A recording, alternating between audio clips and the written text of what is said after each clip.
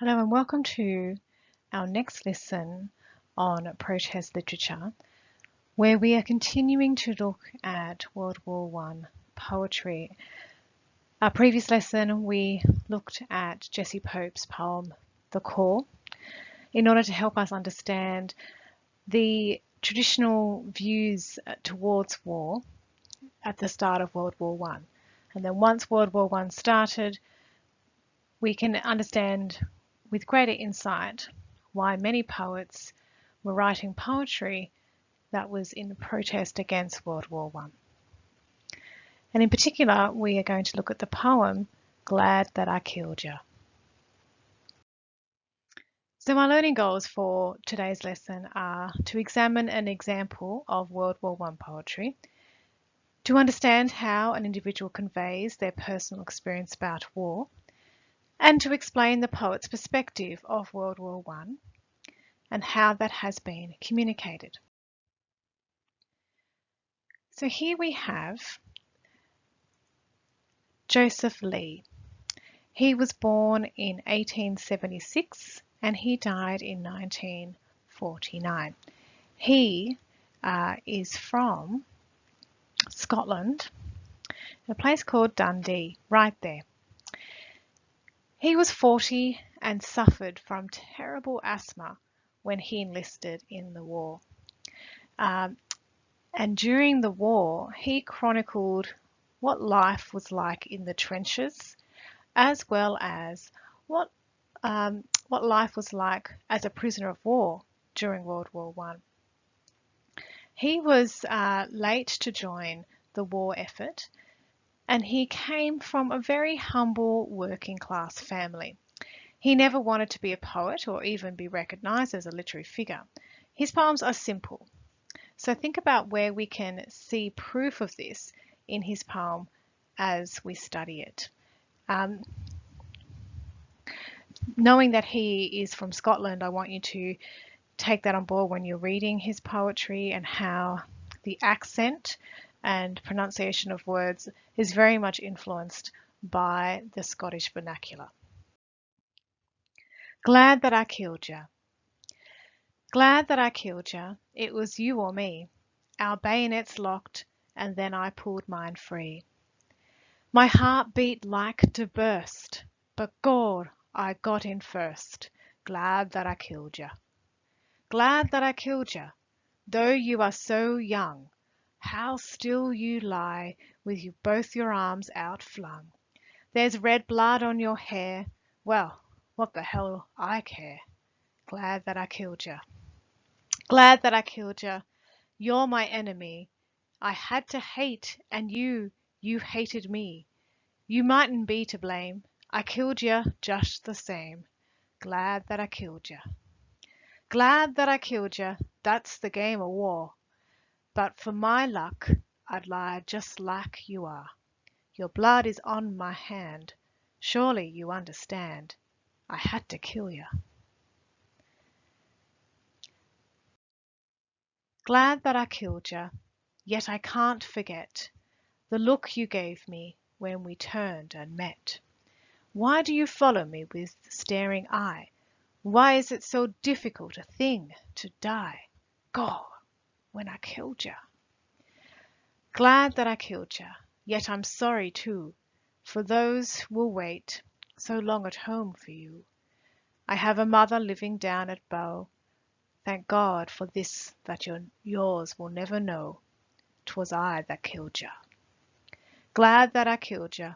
It was you or me. It does seem strange, but it had got to be. My heart beat like to burst, but God, I got in first. Glad that I killed ya. You can see that it's quite a simple poem, has a very set rhythm and rhyme scheme. The stanzas open and end in a very similar patternistic way. But you can see that how through poetry, Joseph Lee was able to express how he was feeling about this situation. Through poetry, it gave him an avenue to communicate this experience. Let's look at the title. So when we unpack a poem and we want to critically examine it, we want to start with the poem's title. So when we look at the title, what can we learn about the poem from the title? And what we notice, and you've noticed this no doubt, is that there seems to be a contrast between the word glad and killed. We wouldn't associate that feeling of being glad and happy with killing someone. We would expect, especially if a warm poem, we would expect it would be sad that I killed you, or that the complexity of feeling relief and sorrow, but not gladness. And so that should strike us as unusual and grab our attention. So I want you to take note of the Bible verse that Lee puts at the beginning of his poem. Hear my voice, hearken unto my speech, for I have slain a man. What might this tell us about the poem, and tell us more about how Lee might be feeling through making reference to this Bible verse? This is what we would refer to as intertextuality, where a text is referring directly to another text. It would be good if you can look up that Bible verse, Genesis 4, verse 23, and understand that reference. And when you understand the allusion, it will give you greater insight into what the poet is trying to communicate. And then think, well, what's the effect of this? Once you've investigated it, what's the effect? Why does he put that reference in? Why does he have that Bible verse? How does that add to the poem? So when we look at the effect, think about the purpose. What is he seeking to achieve? Okay, let's look at this verse. Glad that I killed you. It was you or me. Our bayonets locked, and then I pulled mine free. My heart beat like to burst, but God, I got in first. Glad that I killed you. What kind of rhyme scheme do we see here? Is it regular or irregular?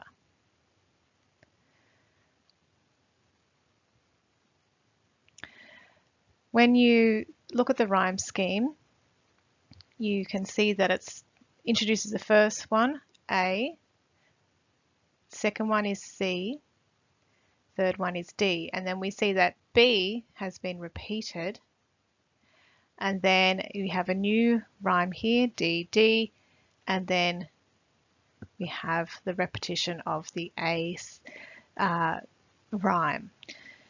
So if you track that through the poem, you will see that it's a pretty regular rhyme scheme. What has he described here?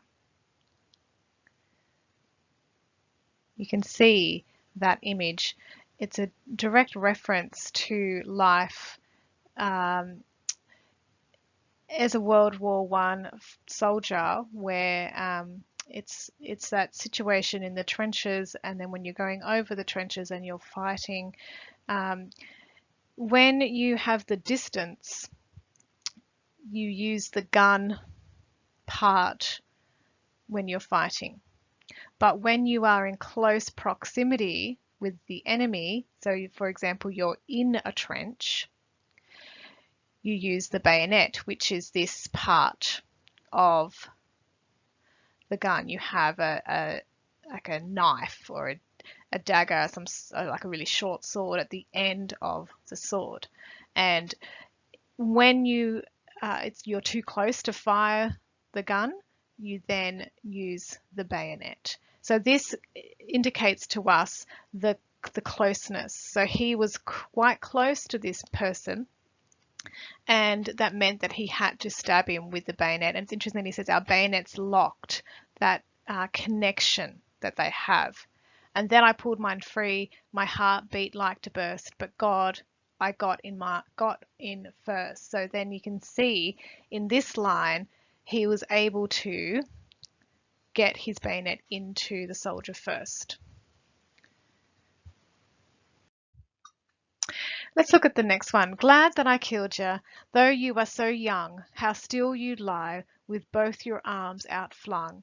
There's red blood on your hair. Well, what the hell I care. Glad that I killed you.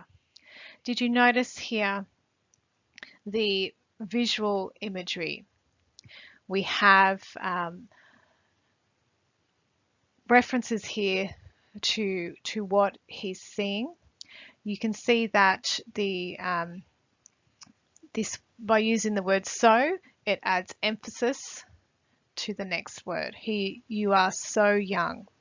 That visual imagery of your arms out flung, red blood on your hair. Here we have those little details.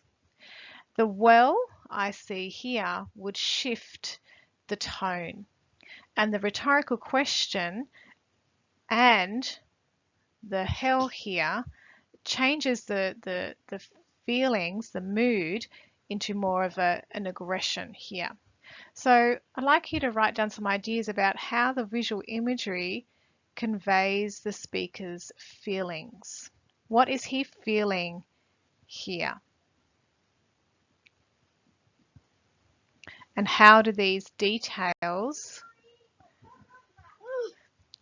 enhance or give us a sense of those feelings? Next stanza. Glad that I killed you, you're my enemy. I had to hate, and you hated me. You mightn't be to blame. I killed you just the same.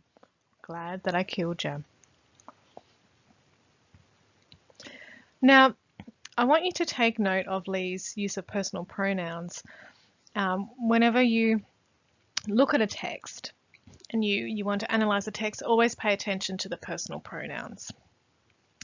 So through the way that he uses personal pronouns like I, my, you, it makes it seem it's that his poem is a direct address to that soldier that he killed.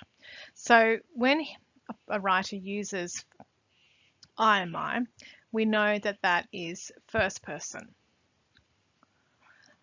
And then when they switch to you, we know that that is second person. And by using you, we can see that he is directly addressing the soldier.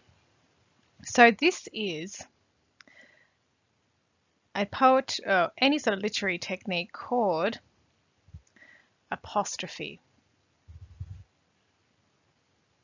Now, an apostrophe is when a character addresses, or a speaker in a poem addresses, a character that isn't present or is dead, or you have a character speaking to an inanimate object. And they do it in a way as if that subject is present and capable of understanding the feelings. Okay, so see how the way that he's talking to that enemy soldier, it's as if that enemy soldier is present. And it's as if the enemy soldier can feel and react. So by employing apostrophe in literary works, writers try to bring abstract ideas or non-existent people to life, so that the nature of emotions that they want to communicate come across in a better way. So it's more about enhancing the emotions and making it seem real.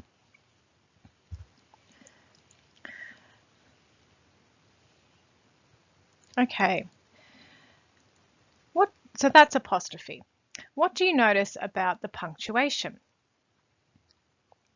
Take note of how the punctuation is being used and how the punctuation is affecting the rhythm, the flow, whether ideas, whether the rhythm is all the ideas are interrupted. So think about rhythm and flow.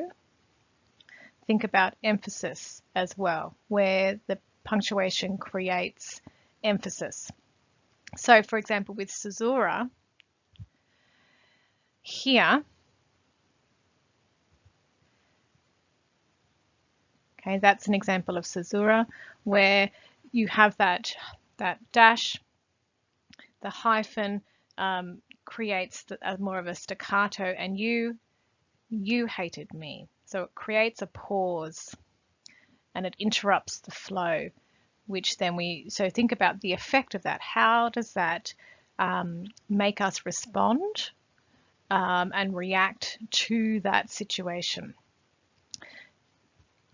Do you think Lee is showing aggression or remorse for his actions in this stanza? Write down your ideas. Write down why you think that. What words or use of punctuation or the caesura or the apostrophe or any other technique you can find here, what is it that Lee is doing in the way that he's written this stanza that gives you that impression that he's either showing aggression or remorse? Next stanza. Glad that I killed ya. That's the game of war. But for my luck, I'd lie just like you are. Your blood is on my hand. Surely you understand I had to kill ya. All right, here we have a metaphor. I wonder if you noticed that. Game of war. Now, is he using this metaphor of war being a game in the same way that Jessie Pope used it in her poem? It's interesting that this is the second time that Lee, has mentioned the enemy soldier's blood on his hands.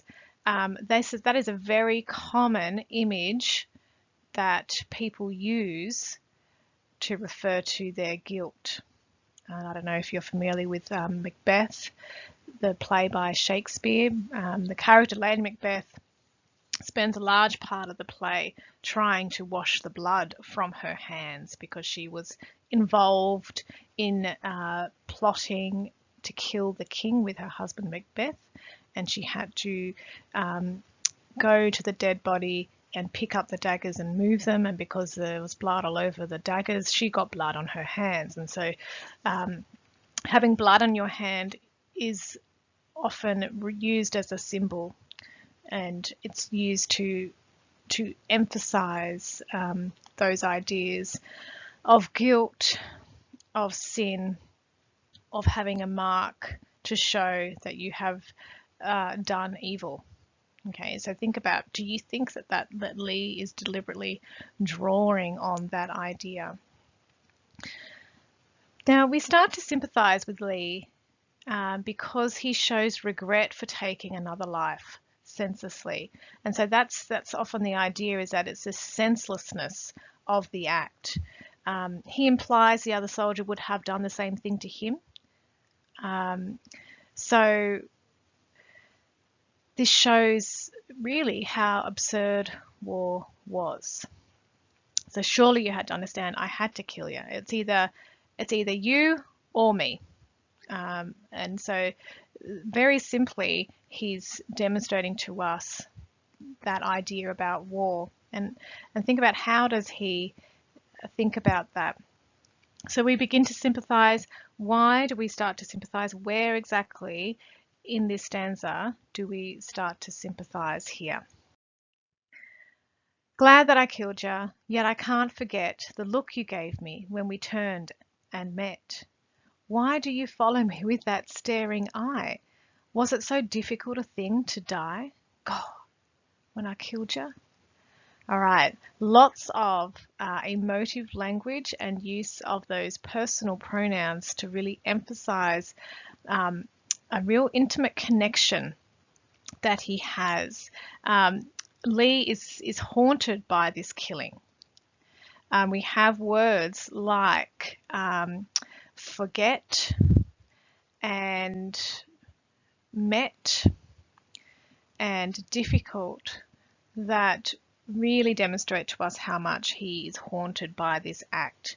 Again, that you creates that connection with that soldier.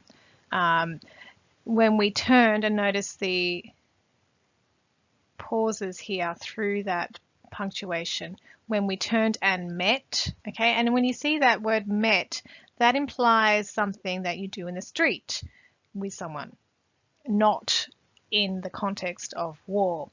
So see how often the words he's using, they're often words that we associate with acquaintances and friends, not enemies.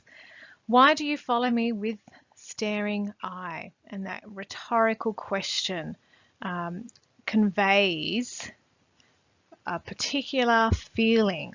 So through that, in the questioning, we are getting a sense of the emotions. Write down what you think the emotion is here. What do you think Lee means when he writes the last two lines? Was it so difficult a thing to die? And that emotional interjection here, God. Okay, that's just him saying God in his Scottish accent. And so that, see how often the punctuation interrupts his thoughts? Was it so difficult a thing to die? And then he interjects that idea with God when I killed you. So what is that emphatic use of the exclamation mark doing? What is that interjection of God doing? What is that yet another rhetorical question doing? How is it conveying an emotion? And I want you to articulate specifically that emotion. Glad that I killed you, yet I'm sorry too. For those will wait so long at home for you.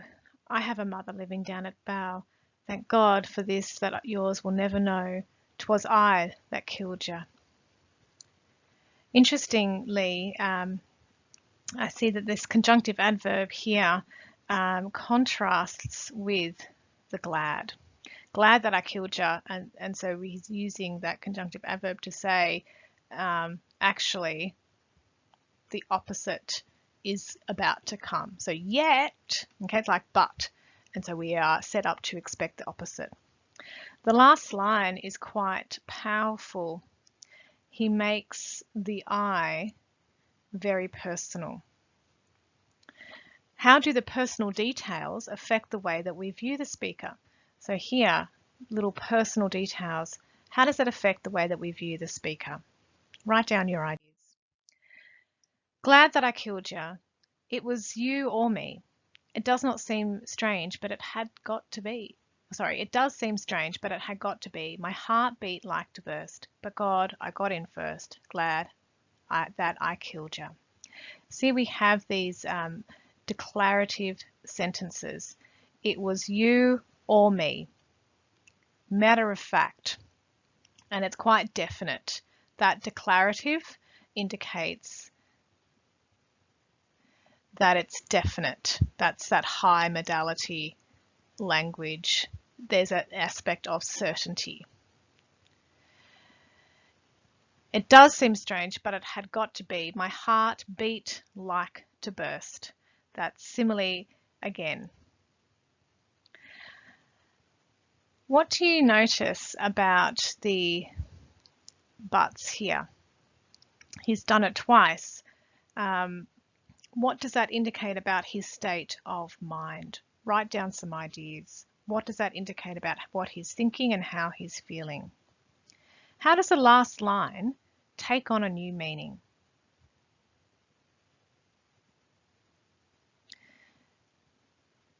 He's progressing from, it was, we have this sense of remorse and feeling sorry, and then he's said it was you or me.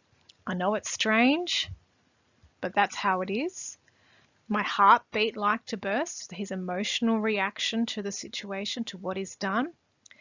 But at the same time, he's actually thankful that he got in first. See how there's lots of emotions that seem to be chopping and changing in this one paragraph. And then he ends with that declarative, glad that I killed ya, with that exclamation mark.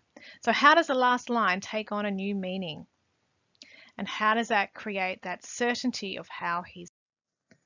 Okay, now it's over to you to show me what you've learnt from going through this poem. Here are some questions for you to do. Describe how the poet's mood changes throughout this poem. What is the poet's final thought on what happened? What lasting effects will this moment have on the poet? What line, which is repeated, suggests that he was simply lucky? Do you think the poet was glad? Or perhaps is he using that word ironically or with some double meanings? Why does the poet use so much repetition?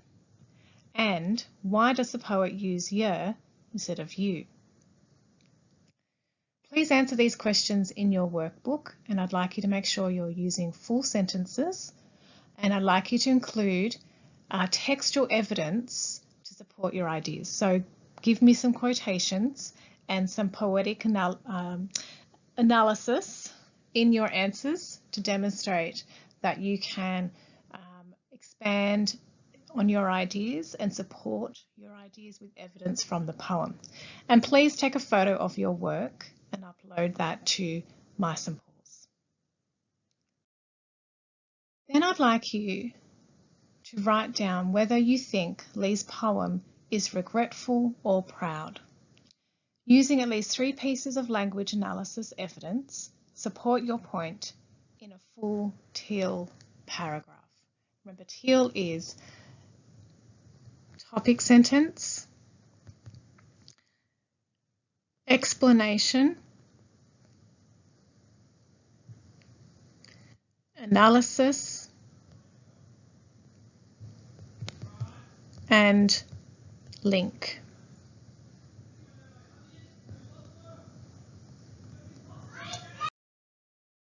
It has been debated whether Glad I Killed Ya was a regretful or proud poem. Some think that the repetition of the title is darkly sarcastic and that Lee really was showing his disdain for the pointless destruction of war. What do you think?